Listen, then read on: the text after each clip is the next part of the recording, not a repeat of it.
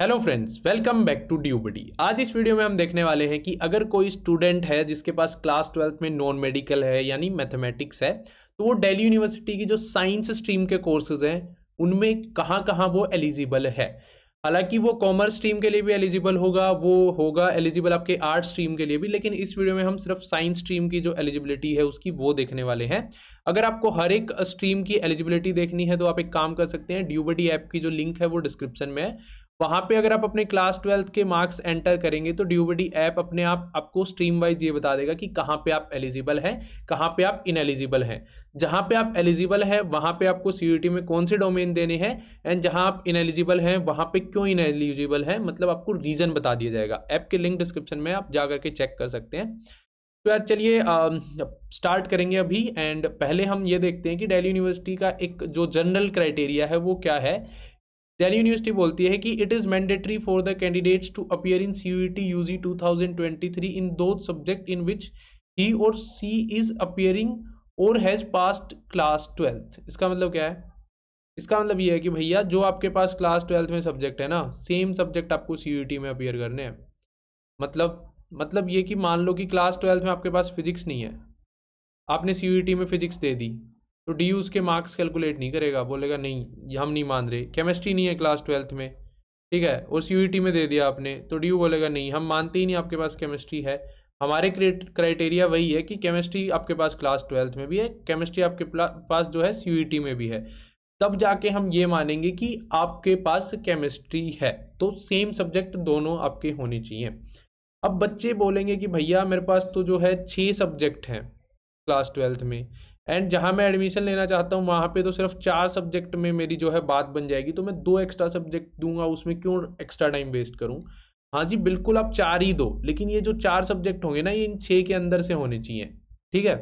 4 subject out of this 6 होने चाहिए, इससे बाहर से कुछ नहीं। मतलब साइंस वाला बच्चा पता चल रहा है कॉमर्स के दे रहा है, आर्ट्स के दे रहा है, नहीं, आप अपने जो आपके सब्जेक्ट्स हैं वो आपको अपीयर करने हैं। 6 में से 4 कोई भी हो सकते हैं, आपकी जहां पे रिक्वायरमेंट चाहिए उस रिक्वायरमेंट के अकॉर्डिंग।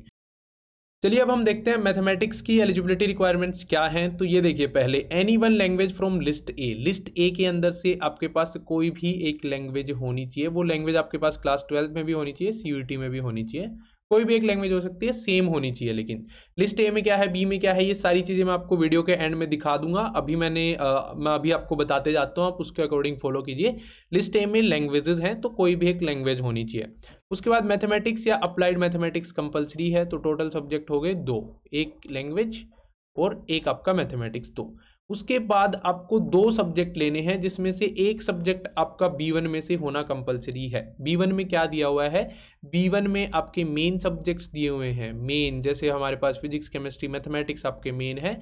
एंड मैं आपको ये बताऊं कि जो B2 लिस्ट है उसके अंदर आपके एडिशनल सब्जेक्ट्स दिए हुए हैं। तो B2 में एडिशनल, B1 में मेन, ए में आपकी लैंग्वेजेस, ये ध्यान रखो। तो फिर क्या हो गया, 2 सब्जेक्ट और होने चाहिए। वो दोनों या तो B1 से हो सकते हैं, दोनों B1 से हो सकते हैं, या फिर एक B1 से होगा, एक B1 से ले लो, एक B2 से ले लो। B2 मतलब एडिशनल, एक मेन एक एडिशनल, या फिर दोनों मेन चल जाएंगे, 2 एडिशनल आप नहीं ले सकते हो। तो ये आपका एलिजिबिलिटी रिक्वायरमेंट्स हो गया मैथमेटिक्स का। ये समझ आ गया आपको। अब आगे चलते हैं, नेक्स्ट देखते हैं मैथ्स के बेसिस पे आपको क्या क्या मिल सकता है। स्टैट्स का भी बिल्कुल सेम है भाई, बिल्कुल सेम है स्टैटिस्टिक्स ऑनर्स का। स्टैट्स आपको करना है, एक लैंग्वेज मैथमेटिक्स, 2 सब्जेक्ट फिर से समझाता हूँ, दोनों आपके मेन भी हो सकते हैं, एक मेन हो एक एडिशनल हो, चल जाएगा। That's clear. अब नेक्स्ट चलते हैं। ये माइक्रोबायोलॉजी बायो वालों का है, इसको मैं समझा चुका हूँ ऑलरेडी। अब हम देखते हैं, इसके अंदर आपका होगा एडमिशन, फिर जा कर के नेक्स्ट मैथमेटिक्स के बेसिस पे है आपका physical applied physical science with chemistry. इससे पहले है applied physical science with analytical methods in chemistry and biochemistry. इसके अंदर भी आपको क्या चाहिए, फिजिक्स, मैथमेटिक्स और केमिस्ट्री प्लस एक लैंग्वेज के अंदर आपको 30% से ज़्यादा स्कोर करने हैं। मतलब ये क्वालिफाइंग नेचर है, 30% से ज़्यादा ले आए तब आपकी मेरिट PCM के बेसिस पे बनेगी। बिल्कुल सिंपल सा है, आसान सा है, इसमें कोई दिक्कत नहीं है। कोई भी एक लैंग्वेज होनी चाहिए जो आपके पास CUET में भी है, क्लास 12th में भी है। ये तीनों सब्जेक्ट भी CUET और क्लास 12 दोनों में होने चाहिए। एक में होंगे तो बात नहीं बनेगी। CUET और क्लास 12 दोनों में होने चाहिए, CUET और 12th, ठीक है। ये क्लियर हो गया। अब सेम यहाँ का भी है, applied physical science with industrial chemistry का सेम है, PCM 30%, एक लैंग्वेज, कोई भी एक लैंग्वेज हो, हिंदी, इंग्लिश, और पूरी लिस्ट दी हुई है लैंग्वेजेस की, मैं सारी आपको दिखा दूंगा लिस्ट लास्ट में।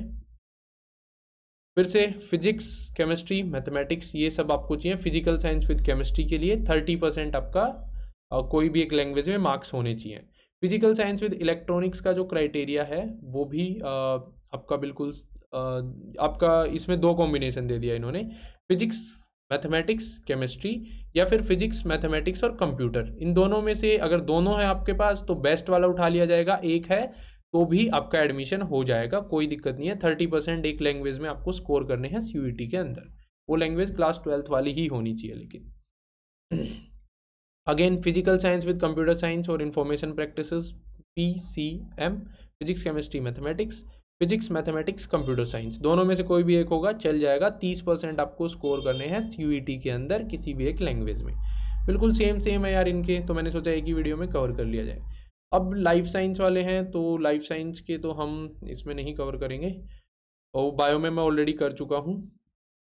देखिए यार, अब आपका BSc programme mathematical science, mathematical science में क्या मांग रहा है, एक लैंग्वेज, कोई भी एक language, applied mathematics and any 2 subject out of which 1 should be from list B1। Same है जो ऊपर हमने मैथ्स और स्टैट्स का देखा था, एक लैंग्वेज, मैथ्स और ये दूसरा सब्जेक्ट, प्लस 2 सब्जेक्ट यहाँ से, दोनों आपके B1 से भी हो सकते हैं, या फिर एक B1 से हो और एक आपका B2 से हो तो भी चल जाएगा, एक B1 से हो और एक B2 से हो तो भी चल जाएगा।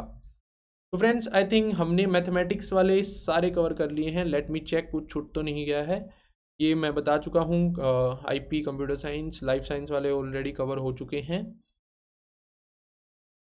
सारे हम कवर कर चुके हैं। एंड अब हम चलते हैं, नहीं ये एक इंस्ट्रूमेंटेशन बच गया है, इसके अंदर भी सेम आपका क्राइटेरिया है, physics mathematics chemistry, physics applied mathematics computer science, IP 30% in language, बिल्कुल सिंपल है, जो ऊपर हमने देखा वैसा ही है।